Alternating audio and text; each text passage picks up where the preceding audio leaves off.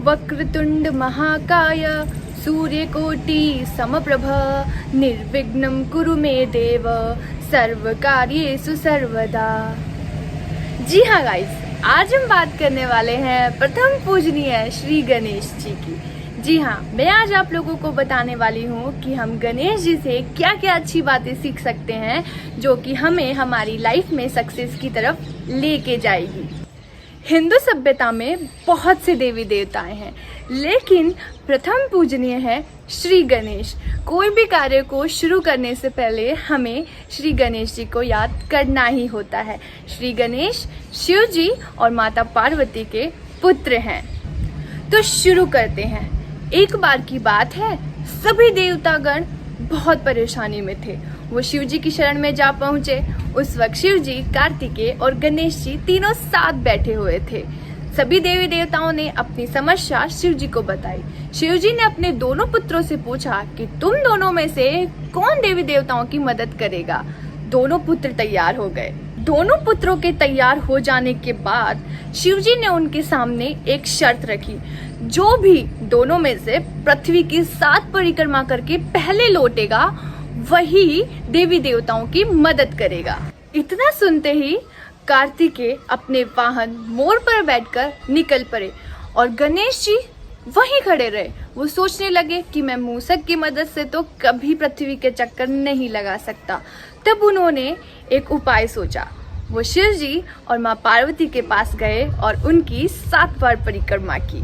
परिक्रमा करके गणेश जी अपनी जगह पर खड़े हो गए। कुछ समय बाद कार्तिकेय वहां पहुंचे और खुद को विजेता बताने लगे। शिव जी ने गणेश जी की तरफ देखा और गणेश जी से पूछा कि गणेश, तुम क्यों पृथ्वी की परिक्रमा करने नहीं गए? तब गणेश जी ने बड़े ही प्यार से जवाब दिया कि मेरे लिए मेरा संसार तो माता पिता ही है, चाहे मैं पूरी पृथ्वी के चक्कर लगाऊं या माता पिता के। यह सुनकर शिव जी बहुत खुश हुए और उन्होंने श्री गणेश को आज्ञा दी देवी देवताओं की मदद करने की। साथ ही में उन्हें आशीर्वाद भी दिया कि जो कृष्ण पक्ष की चतुर्थी को गणेश जी की पूजा आराधना करेगा, उसको सभी सुख प्राप्त होंगे और इसीलिए हम गणेश चतुर्थी बनाते हैं। ये थी एक कहानी। गणेश जी का सर हाथी की बनावट का है। यह प्रतीक है बड़ी बुद्धि और बड़ी सोच का। यह हमें सिखाता है कि इंसान को हमेशा बड़ा और अच्छा सोचना चाहिए। दोस्तों, बात करते हैं पेट की, और पेट का काम होता है हजम करना। गणेश जी का पेट हमें दर्शाता है कि कुछ ऐसी बातें और कुछ राज ऐसे होते हैं जो हमें दूसरों को कभी नहीं बताने चाहिए। और आचार्य चाणक्य ने भी कहा है कि जो इंसान अपने राज दूसरों को बताता है वो कभी खुश नहीं रह सकता। पेट के बाद बारी आती है गणेश जी के 4 हाथों की। गणेश जी के 4 हाथ हमें बताते हैं कि हमें अलग अलग होने पर भी एकजुट होकर रहना चाहिए, मिलजुल कर रहना चाहिए।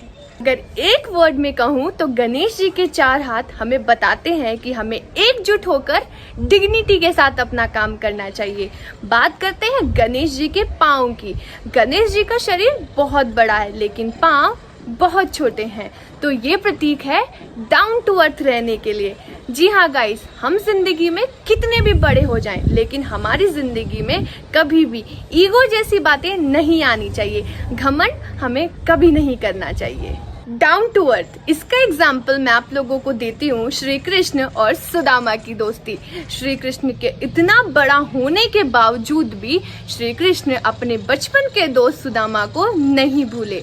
जी हाँ फ्रेंड्स, मैं आपको यही बताना चाहती हूँ कि बड़ा इंसान वही होता है जो सामने वाले इंसान को छोटा महसूस ना करवाए।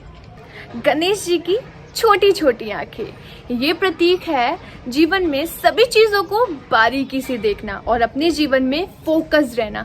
ये हमें सिखाती है कि आप अपनी जिंदगी में हर एक चीज को लेके फोकस रहो, क्योंकि फोकस रहने पर ही हमें एक क्लियर विजन मिल पाता है। तो अब हम बात करने वाले हैं गणेश जी के फेवरेट स्वीट लड्डू की। जी हाँ, लड्डू हमें दर्शाता है कि हमें हमारी जिंदगी से कभी भी स्वीटनेस को नहीं खोना चाहिए। अपने शब्दों से हमें अच्छा बोलना चाहिए।